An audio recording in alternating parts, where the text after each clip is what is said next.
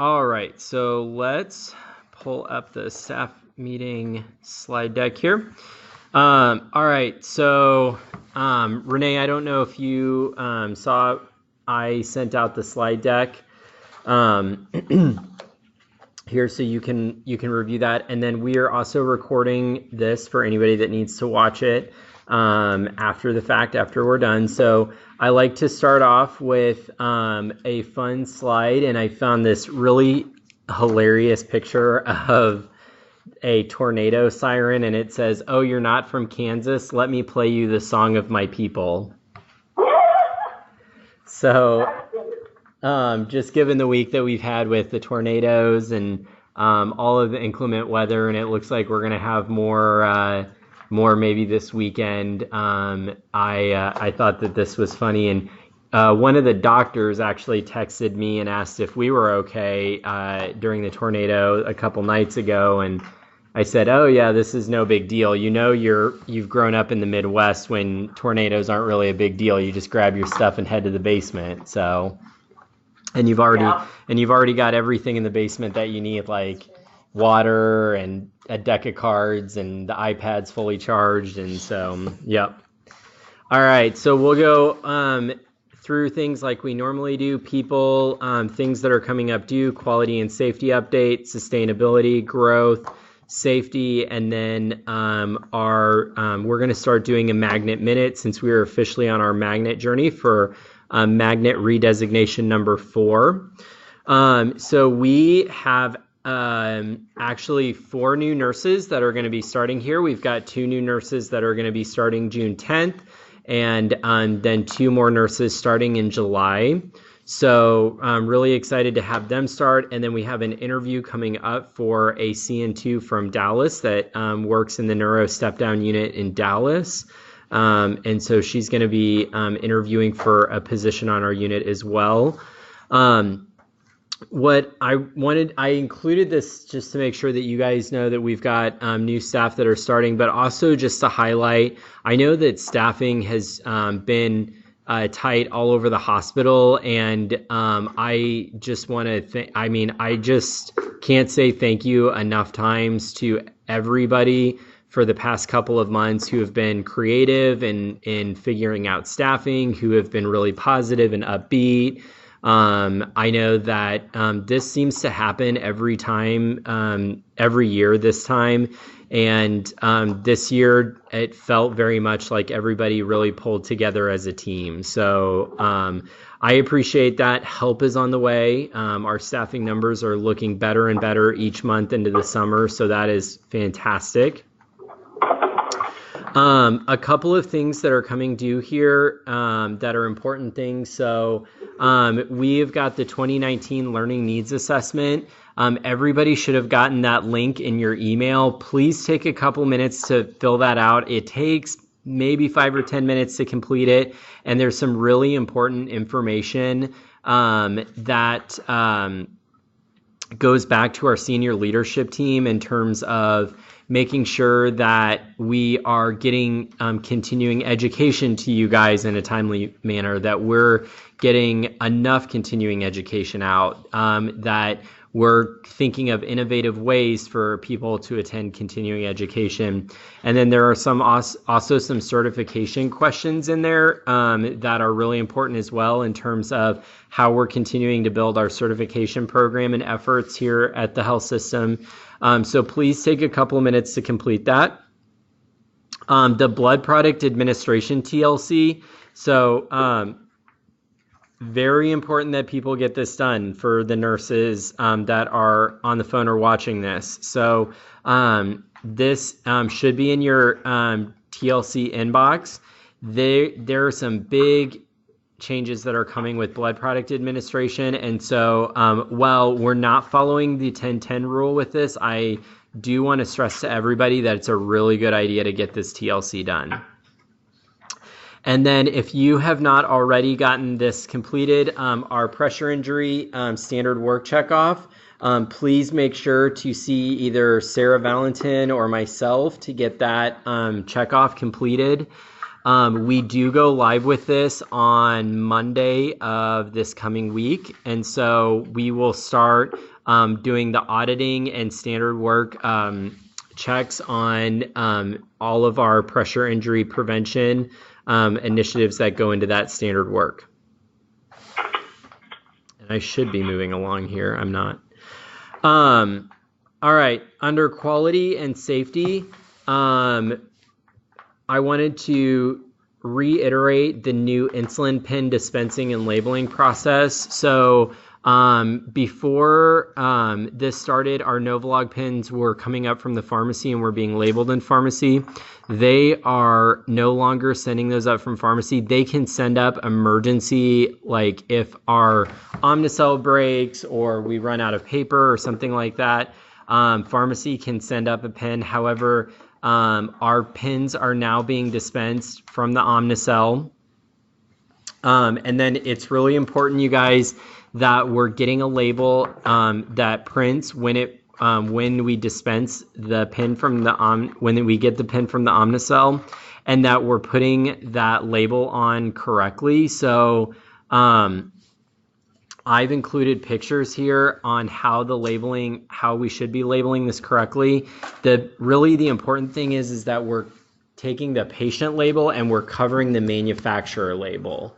So we are getting reports every day of when pens are scanned with the wrong manufacturer the wrong barcode. So if we're scanning the manufacturer barcode, remember that scanning the manufacturer barcode doesn't do anything to prevent using the wrong pen on the wrong patient. So that's why this safety check is in place, is to ensure that we have the right pen with the right patient for every administration. So we want to make sure to be covering the pen completely, or covering the pen. They're calling it, I think they called it like hamburger style or something like that. You're basically wrapping the label around the pen. And then I'm getting a report of all of our scan to make sure that we're scanning the right label with the right pen, and we're following up individually if we find out that we haven't. But everybody so far has done really well with this, so good job. And then the other piece of this, you guys, is just make sure that during the room breakdown, we're pulling the old patient pins out of the room so that we don't get an accumulation of pins. Part of our quality and safety initiative, so we were really charged as leaders here within the health system to finish out the last 60 days of our fiscal year as our strongest 60 days. So really what we said was we want to go out with a bang. And so every manager here in the health system created a 60-day action plan that included some fiscal items as well as quality items. And so one of our 60-day action plan items for us is no hospital-acquired C. diff. And so I'm including pieces of that 60-day action plan in our staff meeting as well, so that you guys know. So you guys should be seeing Jill Hardy, who's our infection prevention liaison. She's been trying to come up every other day to help round on our unit on our high-risk patients that are at a high risk for hospital-acquired C. diff. Denise is working on getting prophylactic probiotics administered or put on the MAR for all of our head and neck surgery patients. And then really doing careful surveillance of all of our patients on the unit to make sure we're following that testing algorithm really closely, so that is it 3 or more loose stools without, yes, the 4th one you test as long as they haven't had any laxatives in the past 24 hours. So really following that closely. And then hand hygiene. This is a huge one. This is like the biggest preventer of C. diff.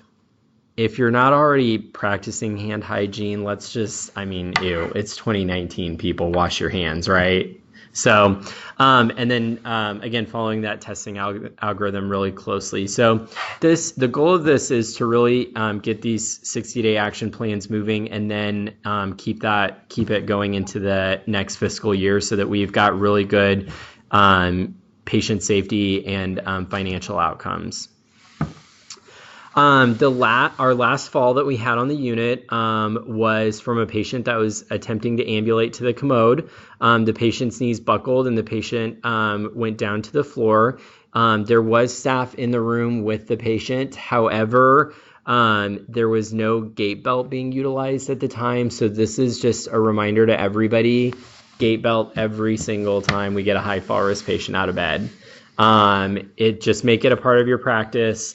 This helps to prevent our patients from being injured, as well as helps our you guys from being injured as well. So it gives some control over if we do have to lower a patient to the floor, being able to lower them down gently, and patients aren't lunging at us, or we're not lunging to patients to try and catch them.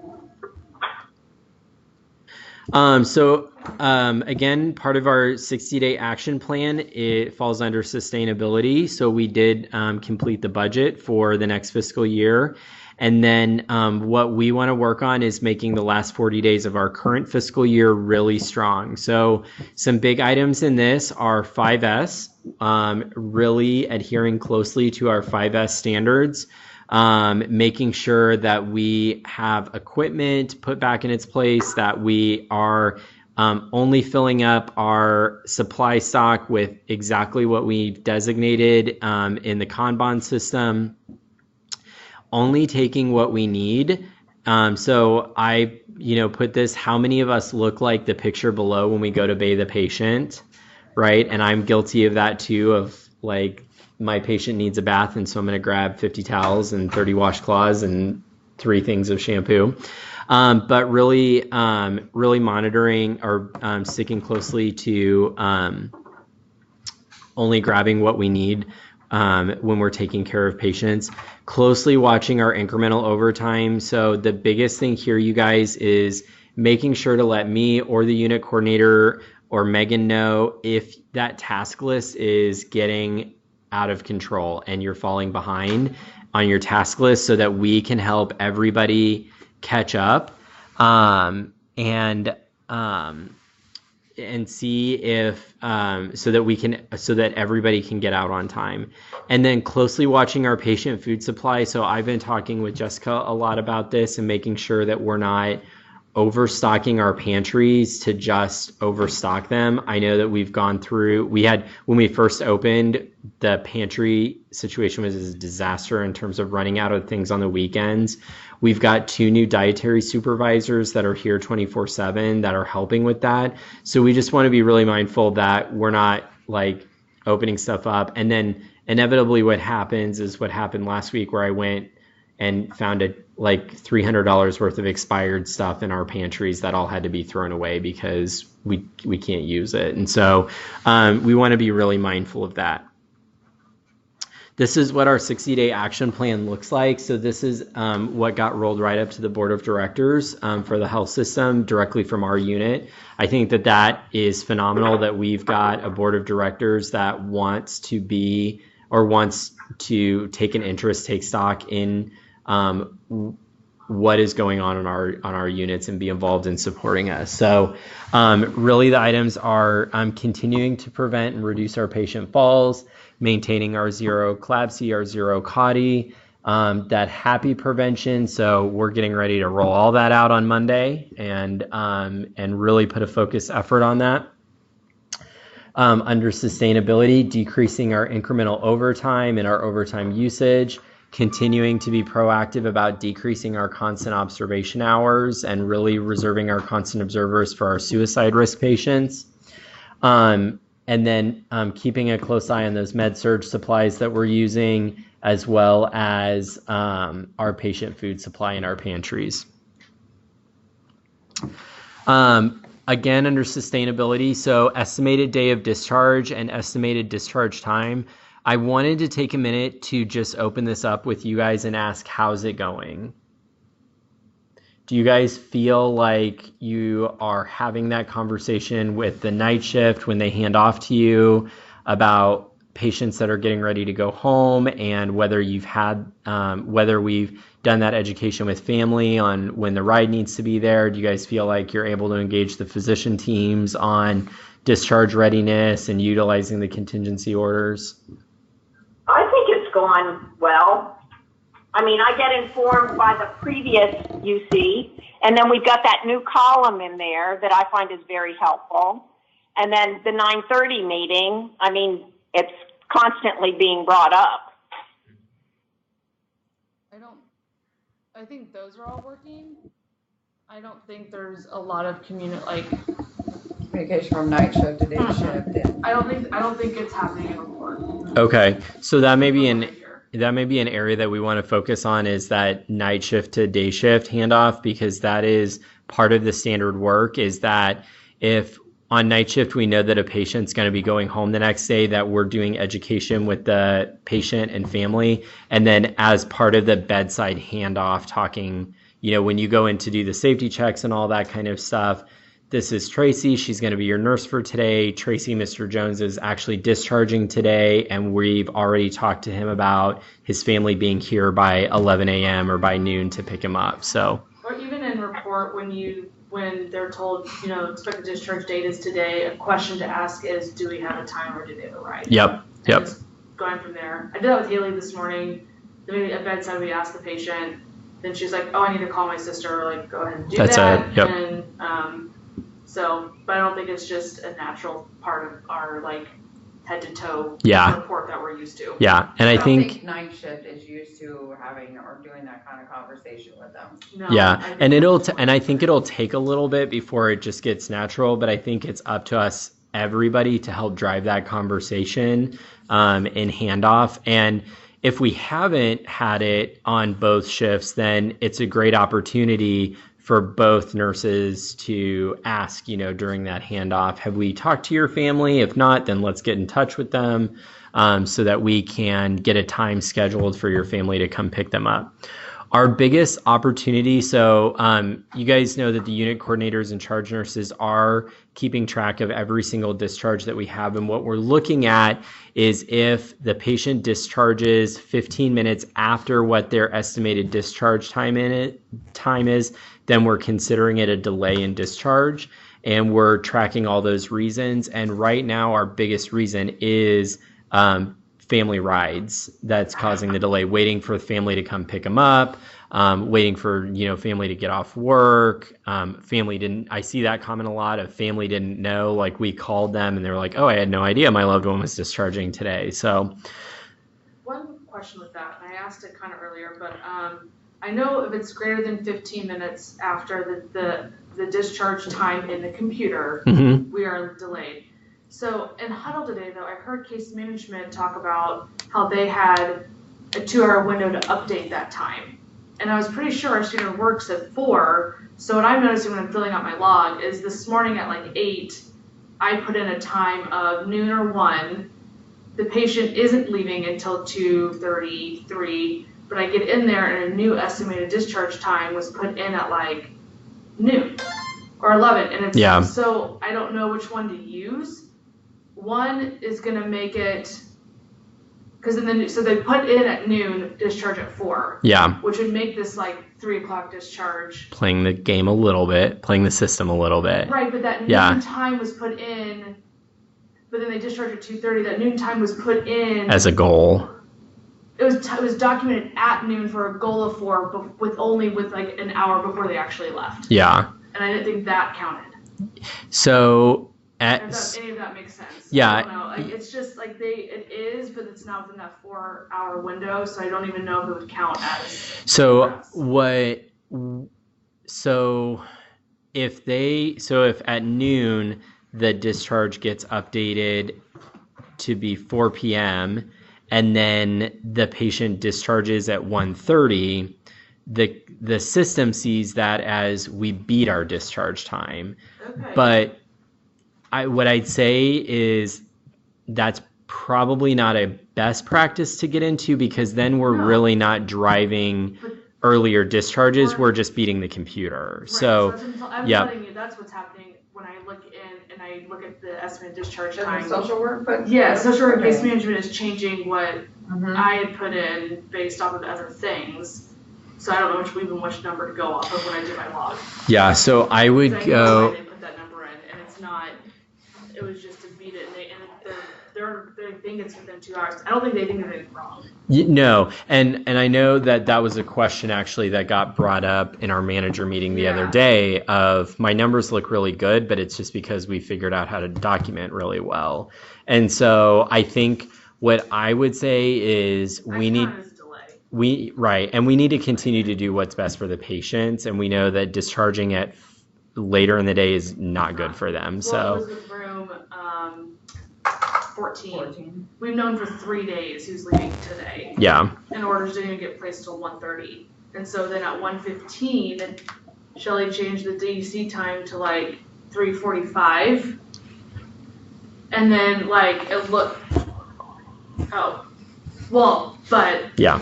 You know what I'm saying? And just like it was one of those things where technically it worked because it was in the right span of time. I could just kind of see what happened. Yeah. So, yeah. I don't know. Yeah, I think, so, well, and I will also say this, just on the point that you made about knowing that the patient was going to discharge for 3 days and then the order's not getting in until 1:30. We are asking Dr. Powell and Dr. Jones to come back and do re-education on contingency orders with all of the residents, because I think this would have helped. That would have helped tremendously. And the feedback that I got from staff meeting last night was that contingency orders work awesome for us. So yeah, if they have the right contingency, that you can complete it and not like exactly what the contingency is. Mm-hmm. Someone will put, I ran into this with a contingency disorder, but you can't complete it.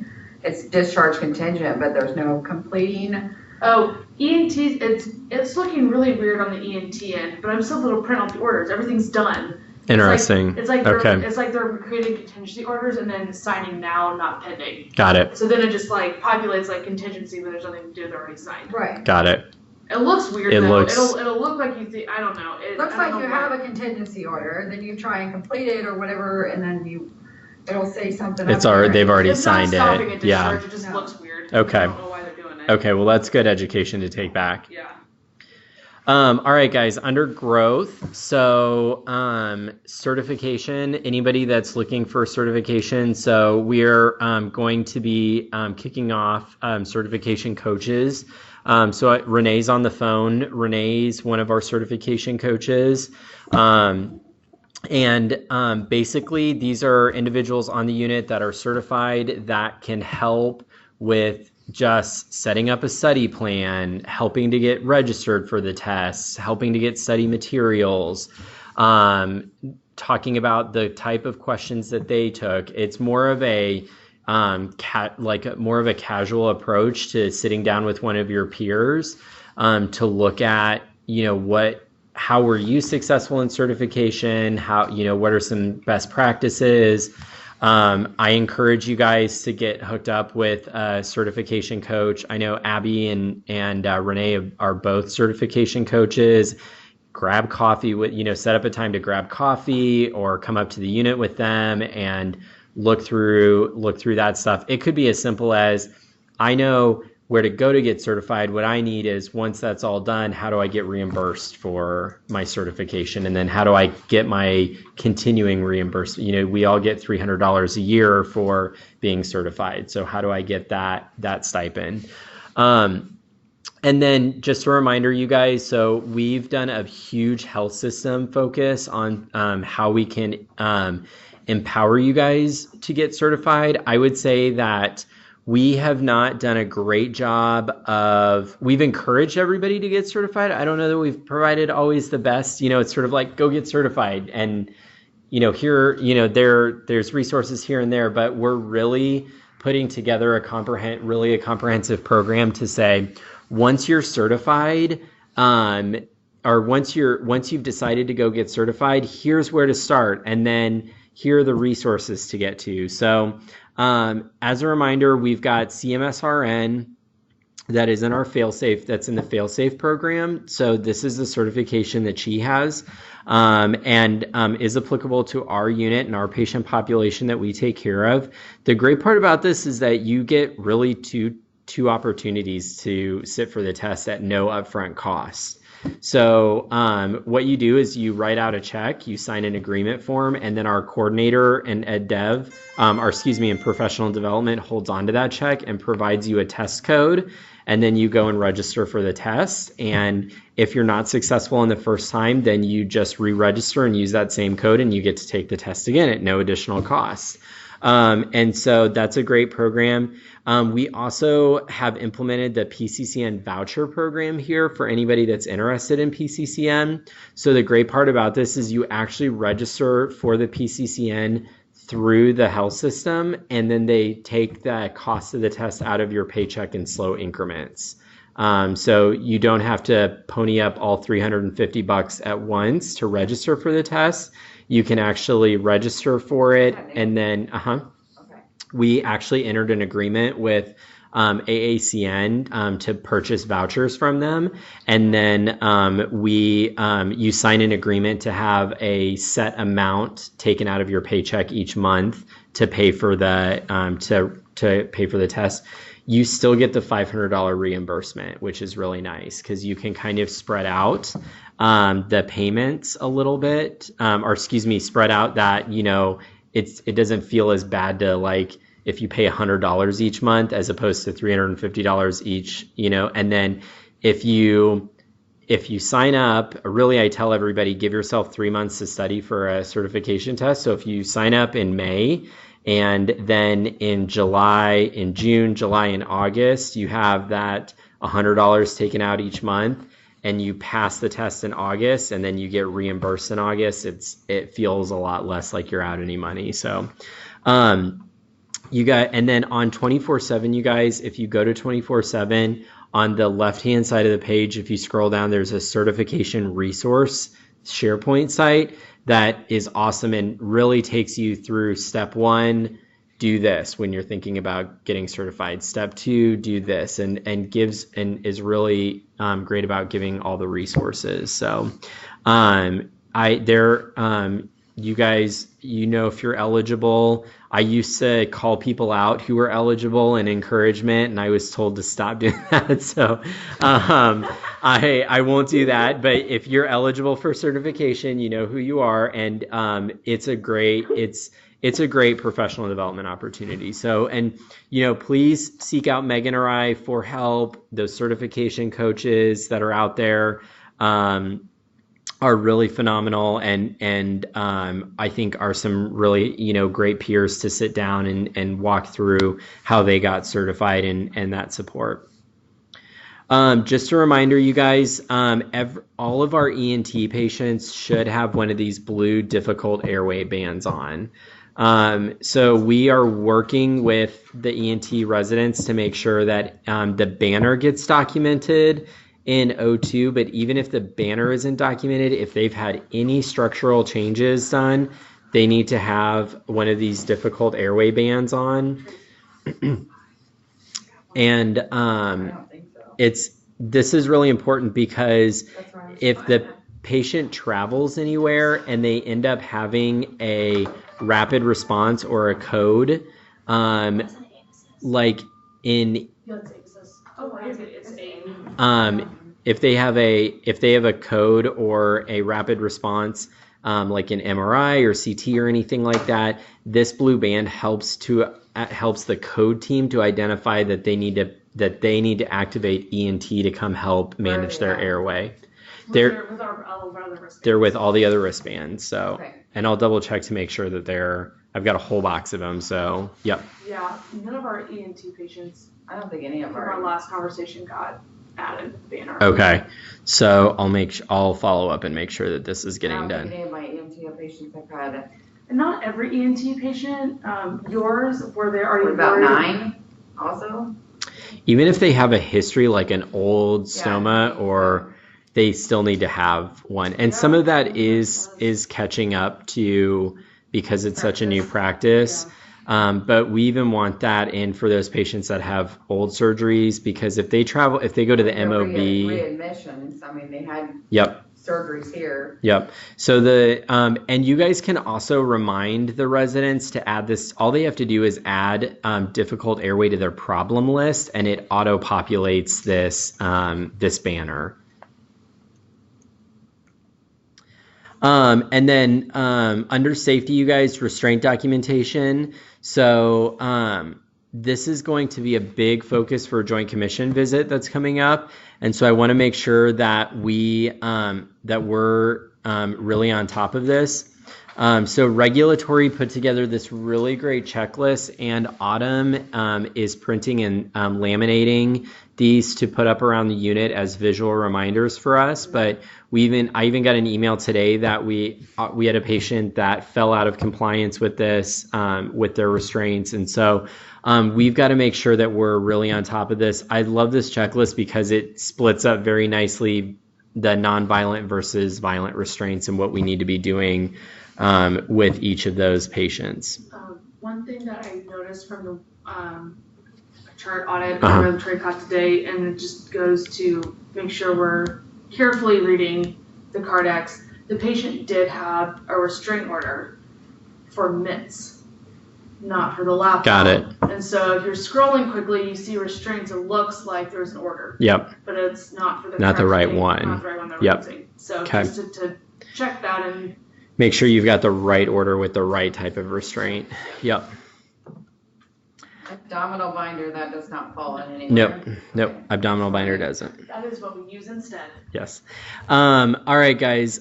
Safety suicide screening tool. So we really have put a big focus the last year around making sure that we're accurately screening and assessing our patients and making sure that they have the right resources when there is a suicide risk. And so what we've discovered is that our 2 questions that we currently ask in the admission navigator didn't really provide really great insight. And so there was a whole team of bedside quality people that went out and looked for a validated tool that has been implemented at the bedside. And starting on June 13th, you guys are all going to see the new Columbia Suicide Severity Rating Scale. So could we ask, we gonna ask them now? Yes. Like, should we be asking every patient? So it should, starting on June 13th, this will be in the admission navigator, and it is it's 7 questions specific to self-harm. And I think nurses would be better suited to do that, or the admission ladies. Well, so the people coming around are nurses. Yes. Well, So Lorena, so our admission nurses are doing it. Our admission nurses only do about 40% of our admission profiles, though. So everybody will need to go to training on this because it is so important. It categorizes patients into 3 categories, either low risk, medium risk, or high risk for self-harm.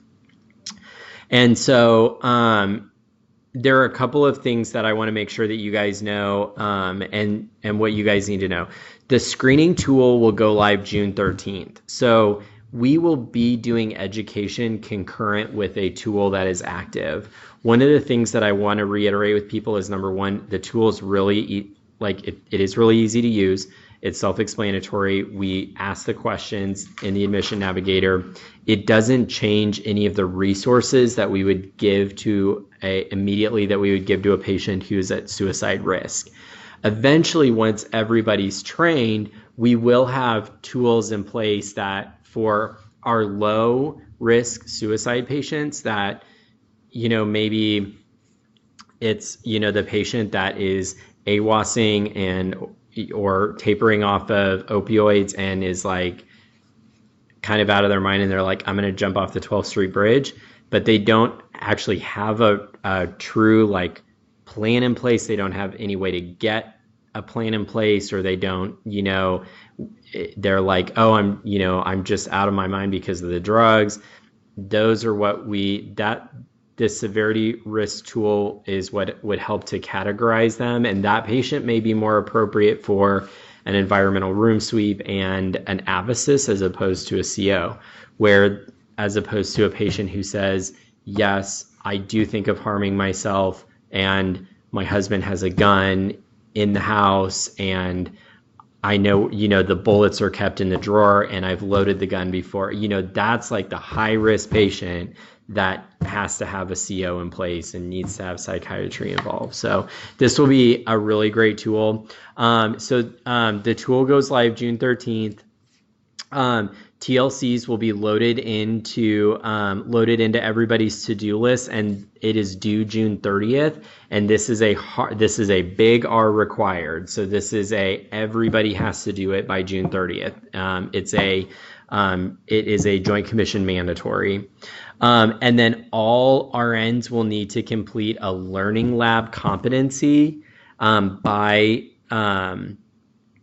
I believe it's July 30th, the learning lab. Right now they have 16 competency labs available. The really great part about the competency labs is they are all over the campus.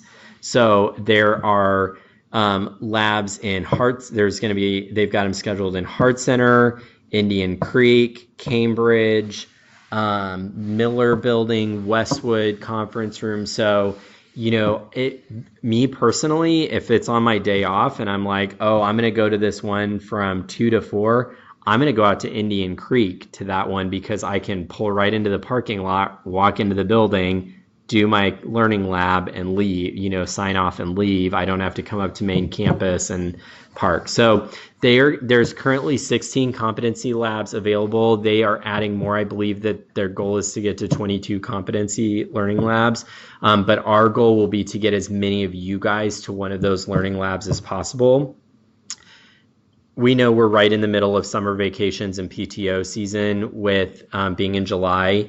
If you're like, hey, I'm going to be on PTO, I can't make it to one of the learning labs, we will have super user champions here on the unit that will be able to do the learning lab checkoff with you. So don't stress about it, but do keep in touch with Megan or I if you look at the schedule and you're like, there's just no way I can get to one of those learning labs. And they are 2-hour learning labs. So it'll take. They're June and July? Yep, June and July. Okay. Yep.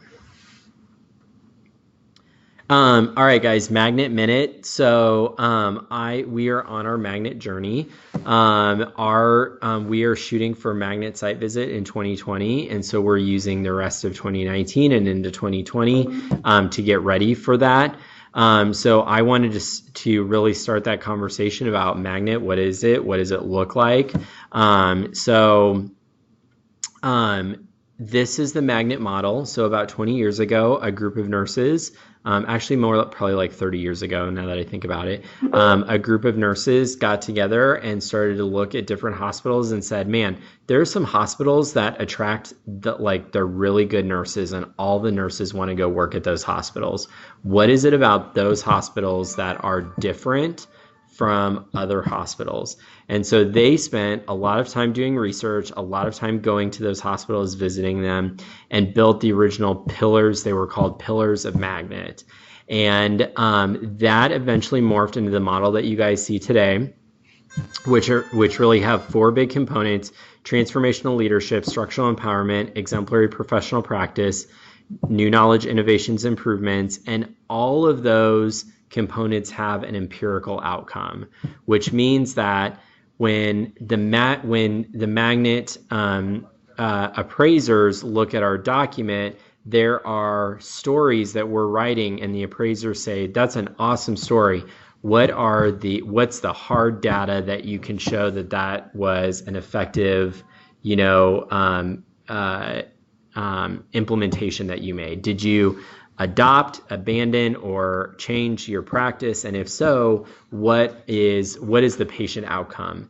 As you guys know, part of the new manual that we're working in, which is the 2019 manual, is that we had to pass our nursing satisfaction survey, right? So that was a big change for Magnet, because we said, well, nurses should be really happy where they work. So you can't be a magnet. It's a do not pass go. You can't be a magnet hospital if your nursing satisfaction is in the lowest percentile.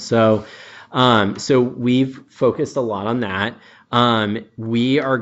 Abby has got activities planned. So Abby Carson is our magnet champion. She's been going to magnet champion meetings. The magnet champions are actually going to be out there looking for stories, helping to write the document. Her and I have already talked about fun activities that we can do to help teach the unit about magnet, what we can do to prepare for Magnet. One of the things that I can tell you guys is that we will for sure have Magnet's appraisers on our unit. What I can confidently say is there are not many other units in the hospital that boast the certification rates that we have, the CAUTI success that we've had, the CLABSI success, the reduction in falls, our nursing satisfaction. We have got just an awesome unit with some really awesome nursing outcomes and patient outcomes. And so I can almost guarantee you guys that our appraisers will come to our unit to talk with us and to spend time in our unit. What's really fun about Magnet is it's totally different than Joint Commission. The appraisers are there to see all the awesome work that we do. They're not out to find deficiencies in our care. They have read our document. They have looked at all of our exemplars. Now they want to talk to the staff and really see how the Magnet culture lives. So a couple of key things in the Magnet, within our Magnet journey, that's really important is the visibility and accessibility of our chief nursing officers, and that's in our first Magnet component, which is transformational leadership. And what Magnet wants to understand is how accessible from the frontline nurse to the chief nursing officer is there. And really what Magnet says is there should be the ability for the frontline nurse to send a concern right to the chief nursing officer and have that chief nursing officer really support the voice of nursing within an organization. So about a year and a half ago, we had a little bit of restructure. We're very fortunate that we've got some really solid leadership here in the health system. And so I wanted to make sure everybody knew, because I think that there was some confusion, a little bit of confusion of like, who is our chief nursing officer? So our Dr. Rachel Pepper is our chief nursing officer of our Kansas City operations, which is our campus here. Tammy Peterman is our sort of ultimate chief nursing officer. She oversees the whole health system. She's our COO, president, and chief nursing officer of our whole health system. Both help to lead the mission and vision of nursing within the health system and really help to give the nursing a voice. So, and then the fun trivia, Autumn can't play because she was here last night, but the fun trivia that I like to ask everybody, that I asked the team last night is, so for the past 8 years, the University of Kansas Health Systems had 2 Magnet commissioners. One of them is Brian Seelig. Does anybody know who the second one is? You? Me. Yes. Yeah. So I love Magnet. I've drank the Magnet Kool-Aid. I sit on the International Magnet Commission with the ANCC. So Magnet's very near and dear to me. One of my previous roles in my old organization was their Magnet program coordinator. So I'm really excited about our Magnet journey. And we, if we're successful, we'll be the only hospital in the state of Kansas and in Kansas City with a 4-time Magnet designation, which is really awesome. How many times do they do it? Like you have to redo it every. You do it it's a 3-year designation. So we do it our 4 years, 4 or 3 years. I can't remember. And so we boast the fact that we're a 3-time designated hospital. The amount of hospitals that get designated 4 and 5 times gets smaller and smaller. And I consider that like a really elite group if you're in the 4-time designated or 5-time designated category. So a lot of great work and fun that will come with that. Like I said, Abby's going to be bringing back information about to do education about the different components. We're going to be planning fun activities around that. So, and then one last thing that I almost forgot. I'm going to jump back here to our 60-day action plan. So with the happy prevention stuff, Emily Bevermeyer asked me to remind everybody that We to coincide with our Happy Prevention that's starting next week. We are going to be kicking off turn teams again. The Practice Council is going to be putting out focus around turn teams. We'll kick off all of our Happy Standard work on Monday of next week. Emily said that all the turn team stuff should be ready to go by Wednesday, but she wanted to make sure everybody knew that that all coincided and actually worked out really well to get that going. But so Practice Council's meeting, I believe, on Tuesday of next week, and is going to be rolling out the communication for the turn teams. So be looking for that. Does anybody have any questions or things that are keeping them up at night? Because I was at the last Practice Council and we talked about that. When is the next one? Because I haven't even seen anything about it lately. I thought it was Tuesday, but is Emily still here? Yes. Yeah. Check in with Emily. Okay. Yep. Tuesday evening. Yep.